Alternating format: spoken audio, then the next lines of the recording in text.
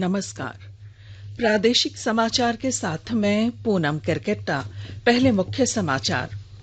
झारखंड के लिए राहत की खबर। कोविड-19 के सक्रिय मरीजों से अधिक हुई स्वस्थ होने वालों की संख्या। रिकवरी रेट 51% से अधिक पहुंचा। पिछले 24 घंटों में कोरोना के 42 नए मामले सामने आए। इनमें रिम्स के 2 चिकित्सक भी शामिल। राज्य में संक्रमितों की संख्या बढ़कर 1766। राज्य सरकार ने सक्षम लोगों से अपना राशन कार्ड लौटाने को कहा। जांच में पकड़े जाने पर कानूनी कार्रवाई की जाएगी। और मौसम विभाग ने कहा, आज से पूरे राज्य में मॉनसून होगा सक्रिय। जामताड़ा, जमशेदपुर, चाईबासा, चतरा, लोहरदगा समेत कई जिलों में भारी बारिश। और अब समाचार विस्तार से। झारखंड के लिए राहत की खबर है। राज्य में कोविड-19 के सक्रिय मरीजों की संख्या से अधिक स्वस्थ होने वालों की संख्या हो गई है। पहली बार कोरोना मरीजों के स्वस्थ होने की दर 51.27% हुई है। प्रदेश में 905 मरीज स्वस्थ भी हुए हैं। राज्य में पिछले 24 घंटों में 42 नए कोरोना संक्रमित मरीज मिलने से संक्रमित लोगों की संख्या बढ़कर 1766 हो गई है। रांची से मिले संक्रमित मरीजों में रिम्स के 2 चिकित्सक भी शामिल हैं। कल पूर्वी सिंहभूम में 14, सिमडेगा में 14, रांची से 9, हजारीबाग से 1, गुमला से 1, चतरा से 1, पश्चिमी सिंहभूम से 1 और गिरिडीह से भी 1 मरीज मिला है। राज्य के पूर्वी सिंहभूम जिले में सबसे अधिक सक्रिय मरीज हैं। इधर हजारीबाग जिले में कुल संक्रमितों की संख्या 133 हो गई है। वहीं सक्रिय मामले 18 हो गए हैं। इनमें से 17 का इलाज हजारीबाग मेडिकल कॉलेज अस्पताल में किया जा रहा है, जबकि 1 रिम्स रांची भेजा गया है। देश में कोविड-19 महामारी से संक्रमित लोगों के स्वस्थ होने की दर 50% से62 हो गई है। पिछले 24 घंटों के दौरान 8000 से ज्यादा लोग स्वस्थ हुए हैं। अभी तक देश में कोविड-19 के संक्रमण से 1,62,378 लोग स्वस्थ हुए हैं। स्वास्थ्य मंत्रालय ने बताया है कि स्वस्थ होने की दर संकेत करती है कि संक्रमण से पीड़ित आधे से अधिक लोग स्वस्थ हुए हैं। उचित समय से संक्रमण की पहचान और बेहतर चिकित्सा प्रबंधन से स्वस्थ होने की दर बढ़ी है। भारतीय आयुर्विज्ञान अनुसंधान परिषद ने कोरोना वायरस से संक्रमित व्यक्तियों की जांच के लिए परीक्षण प्रक्रिया तेज कर दी है। सरकारी प्रयोगशालाओं की संख्या बढ़कर 646 और निजी प्रयोगशालाओं की संख्या 247 हो गई है। पिछले 24 घंटों के दौरान 1,51,000 व्यक्तियों की जांच की गई। धनबाद जिले के लिए राहत की खबर है। जिले में अब कोविड-19 का एक भी सक्रिय केस नहीं है। विस्तृत ब्यौरे के साथ हमारे धनबाद संवाददाता। धनबाद कोयलांचल के लिए राहत की बड़ी खबर है। 2 महीने के बाद कोविड-19 के एक भी एक्टिव केस अभी कोयलांचल में नहीं है। सभी 109 इलाजरत कोरोना के मरीज स्वस्थ होकर अपने अपने घरों को लौट गए हैं। कोरोना संक्रमित 14 मरीजों को रविवार को छुट्टी दे दी गई है। पिछले 2 महीनों के दौरान जहां 77 वर्षीय कैंसर पीड़ित महिला ने कोरोना को मात दी, वहीं 8 साल के बच्चे ने भी वैश्विक महामारी से जीत हासिल की। स्वस्थ हुए लोगों में अधिकांश प्रवासी थे, जो हाल के दिनों में दूसरे प्रांतों से अपने घर वापस लौटे हैं। अजय कुमार सिन्हा, आकाशवाणी समाचार, धनबाद। केंद्रीय गृह मंत्रालय ने निर्देश दिया है कि कोविड-19 से मौत के संदिग्ध मामलों में मृत्यु के कारण की पुष्टि की प्रतीक्षा किए बिना शवों को तत्काल परिजनों को सौंप दिया जाए। मंत्रालय का यह भी कहना है कि शवों का अंतिम संस्कार भी मंत्रालय के दिशा निर्देशों के अनुसार ही किया जाना चाहिए। यह निर्देश इस संबंध में गृह मंत्री अमित शाह के आदेश के अनुपालन में दिया गया है। केंद्र सरकार ने कहा है कि सोशल मीडिया पर चल रहा सख्त लॉकडाउन लगाने का दावा करने वाला संदेश असत्य है। एक ऐसा ही संदेश फेसबुक पर भी चल रहा है, जिसमें दावा किया गया है कि 18 जून से सख्त लॉकडाउन लागू होगा। प्रेस सूचना कार्यालय पीआईबी ने ट्वीट में कहा है कि ऐसी किसी योजना पर विचार नहीं चल रहा। पीआईबी ने लोगों से अफवाहों से बचने का आग्रह किया है। स्वास्थ्य और परिवार कल्याण मंत्रालय ने लोगों को सलाह दी है कि वे नोवेल कोरोना वायरस से अपने को सुरक्षित रखने के लिए सभी बुनियादी एहतियाती उपायों का पालन करें और सामाजिक दूरी बनाए रखें। एक रिपोर्ट। सरकार ने कहा है कि आवश्यक वस्तुओं की पर्याप्त आपूर्ति जारी है और लोगों को चिंता करने की कोई जरूरत नहीं है। लोगों को सलाह दी जाती है कि वे आवश्यक वस्तुओं और चिकित्सा सामानों की खरीदारी करते समय धैर्य रखें और शांत रहें। आवश्यक वस्तुओं को खरीदने के लिए बार बार बाहर निकलने से बचें। साथ ही लोगों से हाथ मिलाने और गले लगने से भी बचना चाहिए।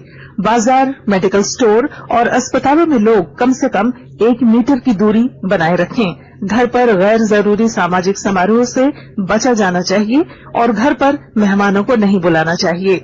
लोगों को अपनी आंख, नाक और मुंह छूने से बचना चाहिए और लगातार हाथ साफ करते रहना चाहिए।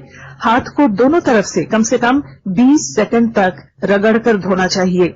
यदि कोई व्यक्ति खांसी या बुखार से पीड़ित है तो वह दूसरों के संपर्क में आने से बचे और डॉक्टर से तुरंत परामर्श ले। स्वास्थ्य मंत्रालय ने कोरोना वायरस के बारे में जानकारी के लिए एक टोल फ्री नंबर 1075 जारी किया है। इधर राज्य सरकार की ओर से भी कई दिशा निर्देश जारी किए गए हैं।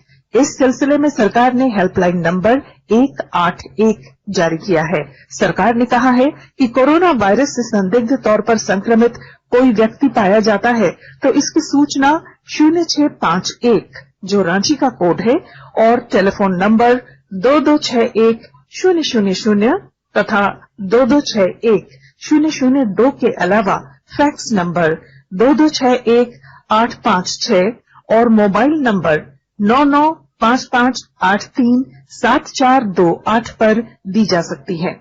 आकाशवाणी रांची भी आपसे अपील करता है कि कोविड-19 के संक्रमण से बचने और अन्य लोगों को सुरक्षित रखने के लिए कृपया घर पर ही रहें और सरकारी दिशा निर्देशों का पालन करें।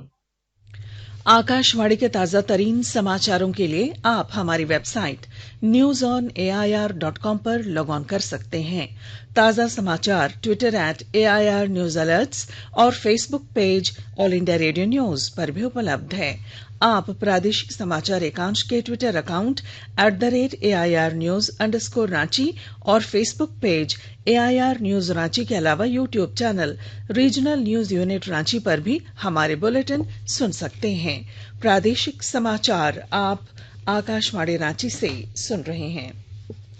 राज्य के खाद्य आपूर्ति मंत्री रामेश्वर उरांव ने कहा है कि वैसे लाभुक जो राशन कार्ड की पात्रता नहीं रखते और उनका किसी कारणवश कार्ड निर्गत हो गया है वैसे लोग हर हाल में अपना राशन कार्ड सरेंडर करें। उन्होंने कहा कि ऐसा नहीं करने पर जांच में पकड़े जाने पर कानूनी कार्रवाई की जाएगी। खाद्य आपूर्ति मंत्री कल मेदिनीनगर के परिसदन भवन में संवाददाताओं से बातचीत कर रहे थे। श्री उरांव ने कहा कि कई कार्डधारियों ने लंबे समय से राशन का उठाव नहीं किया है। ऐसे सभी कार्डों को रद्द करने की प्रक्रिया शुरू की जाएगी।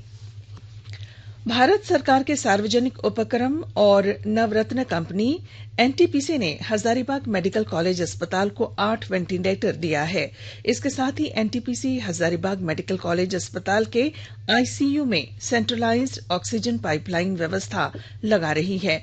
इसके लगने से हजारीबाग मेडिकल कॉलेज अस्पताल में कोरोना संक्रमित मरीजों को बेहतर इलाज सुविधा उपलब्ध होगी। अस्पताल के उपाधीक्षक डॉक्टर AK सिंह ने बताया कि एनटीपीसी ने 8 और पूर्व में डीएमएफटी से 4 वेंटिलेटर मिले हैं। गोड्डा के सांसद निशिकांत दुबे की पहल पर अडानी पावर और अन्य उद्योगों ने पिछले कुछ दिनों में गोड्डा के 400 प्रवासी मजदूरों को रोजगार दिया है। गोड्डा में कोरोना काल में 40,000 से अधिक प्रवासी श्रमिक बाहर से आए हैं। सांसद निशिकांत दुबे ने डिजिटल प्लेटफॉर्म पर यहां के लोगों से वार्ता की थी। प्रवासियों में स्किल के अनुसार अन्य स्थानों पर अन्य उद्योगों को आगे बढ़ाने या नए उद्योग खोलने की भी पहल की जा रही है। गिरिडीह जिले में केंद्र और राज्य सरकार की 1000 से अधिक योजनाओं की स्वीकृति दी गई है। बाहर से आए प्रवासी मजदूरों के लिए मनरेगा के अलावा इन सभी योजनाओं में काम मिल सकता है। उपायुक्त राहुल कुमार सिन्हा ने बताया कि सभी कार्यकारी एजेंसियों को आदेश दिया गया है कि जिले में चलने वाली योजनाओं का व्यापक स्तर पर होर्डिंग के माध्यम से प्रचार किया जाए कि कौन कौन सी योजनाएं कहां संचालित हैं, जिससे मजदूरों को काम मिलने में आसानी हो। गोड्डा जिले के सभी प्रखंडों में प्रवासी श्रमिकों के निबंधन के लिए श्रम विभाग द्वारा शिविर लगाए जा रहे हैं। शिविर में जिले के वैसे श्रमिक जो बॉर्डर रोड ऑर्गेनाइजेशन द्वारा सीमावर्ती क्षेत्रों जैसे लेह, लद्दाख, जम्मू कश्मीर के क्षेत्रों में सड़क निर्माण कार्य के इच्छुक हैं, वे निबंधन करा सकते हैं। उपायुक्त किरण कुमारी पासी ने बताया कि निबंधन के लिए 2 फोटोग्राफ, आधार कार्ड और बैंक अकाउंट की छायाप्रति लाना आवश्यक होगा। बिरसा हरित ग्राम योजना के तहत बोकारो जिले में 1000 एकड़ भूमि में 1,12,000 फलदार पौधे लगाने का लक्ष्य रखा गया है। योजना में रैयतों को लाभ मिलने के साथ ही मनरेगा के तहत रोजगार का भी सृजन होगा। ब्यौरे के साथ हमारे संवाददाता। बिरसा हरित ग्राम योजना के तहत बोकारो जिले के 1000 एकड़ भूमि में 1,12,000 फलदार पौधे लगाने का लक्ष्य निर्धारित किया गया है। उपायुक्त मुकेश कुमार ने बताया, इस योजना के लाभ की जानकारी ग्रामीणों को देने के लिए सभी प्रखंड विकास पदाधिकारियों को निर्देश दिया गया है। उपायुक्त ने बताया, वृक्षों की देखभाल से लेकर फलों को बेचने के लिए बाजार उपलब्ध कराने सहित सारे खर्च सरकार करेगी। इसके अलावा फलदार पौधे लगाने के लिए गड्ढे खोदने का काम ग्रामीण मजदूरों को दिया जाएगा, जिसके पारिश्रमिक का भुगतान मनरेगा के माध्यम से किया जाएगा। उपायुक्त मुकेश कुमार ने बताया, पौधे की देखभाल और रखरखाव में ग्रामीण बुजुर्गों और विधवा महिलाओं को प्राथमिकता दी जाएगी। मनोज कुमार, आकाशवाणी समाचार, बोकारो। वन विभाग ने इस बरसात के मौसम में गिरिडीह में बड़े पैमाने पर वृक्षारोपण करने का फैसला किया है। इसके लिए खाली स्थानों पर गड्ढा खोदने का काम शुरू कर दिया गया है। गिरिडीह डीएफओ राजकुमार ने बताया कि इस वर्ष बरसात में 150 हेक्टेयर जमीन पर पेड़ लगाए जाएंगे। गिरिडीह पूर्वी में 150 हेक्टेयर में वृक्षारोपण किया जाना है। 1 हेक्टेयर में 1666 पौधे लगेंगे। इसके अलावा लगभग 800 हेक्टेयर में सिल्वीकल्चर ऑपरेशन का काम की जा रही है, जिसमें प्रति हेक्टेयर 200 पौधे लगाए जाएंगे। खाली जो सघन वन में है उसमें खाली जगह में प्रति हेक्टेयर 200 पौधे लगेंगे। अस्थायी नर्सरी पौधे लगा लिए गए हैं। इसके अलावा 10 किलोमीटर नदी किनारे वृक्षारोपण किया जाना है। प्रधानमंत्री नरेंद्र मोदी ने 28 जून को मन की बात कार्यक्रम के लिए लोगों से अपने विचार भेजने को कहा है। श्री मोदी ने एक ट्वीट में कहा कि मन की बात एक सशक्त मंच है जो 130 करोड़ भारतीयों की क्षमता प्रदर्शित करता है। उन्होंने कहा कि कार्यक्रम के प्रसारण में अभी 2 सप्ताह हैं, लेकिन लोग अपने विचार 1800-117800 पर रिकॉर्ड करा सकते हैं और नमो ऐप पर भी भेज सकते हैं। पलामू जिले में 500 एकड़ भूमि पर टपक सिंचाई यानी ड्रिप इरिगेशन के लिए कार्य योजना तैयार की गई है। इस सिलसिले में जिले के उपायुक्त सह जिला दंडाधिकारी डॉक्टर शांतनु कुमार अग्रहरि की अध्यक्षता में बैठक हुई, जिसमें किसानों की समस्याओं को लेकर चर्चा की गई तथा उद्यानिकी के क्षेत्र में बढ़ोतरी करने की योजना बनाई गई। उपायुक्त ने बताया कि इस वर्ष जिले में करीब 500 एकड़ जमीन पर माइक्रो इरिगेशन टपक सिंचाई के माध्यम से खेती का विस्तार किया जाएगा। नीति आयोग द्वारा पलामू जिले को दिए गए अवार्ड की राशि का उपयोग किसानों को सोलर पंप, ड्रिप तथा स्प्रिंकलर पर सब्सिडी देने के लिए किया जाएगा। इसमें किसानों के लिए 100% की सब्सिडी का प्रावधान है। राज्य के कई जिलों में मानसून सक्रिय हो गया है। राजधानी रांची समेत जामताड़ा, लोहरदगा, चतरा और कोडरमा में भारी बारिश हुई। मौसम विभाग के अनुसार अब तक 50.6 मिलीमीटर बारिश हुई। विभाग के पूर्वानुमान के तहत कल राज्य के उत्तरी जिलों में 1-2 स्थानों पर भारी बारिश और वज्रपात की संभावना है। विभाग ने इस संबंध में ऑरेंज अलर्ट जारी किया है। और अब बुलेटिन के आखिर में संक्षिप्त खबरें। चतरा जिले में पुलिस ने एक आपराधिक गिरोह बाबा गिरोह के सरगना अशोक महतो को हथियार के साथ गिरफ्तार किया है। अपराधी की गिरफ्तारी प्रतापपुर थाना क्षेत्र के धर्मपुर गांव से हुई है।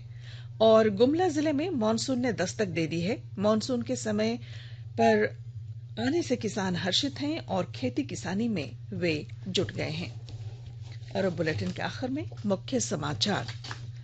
झारखंड के लिए राहत की खबर। कोविड-19 से सक्रिय मरीजों के अधिक हुई, स्वस्थ होने वालों की संख्या। रिकवरी रेट 51% से अधिक पहुंचा। पिछले 24 घंटों में कोरोना के 42 नए मामले सामने आए।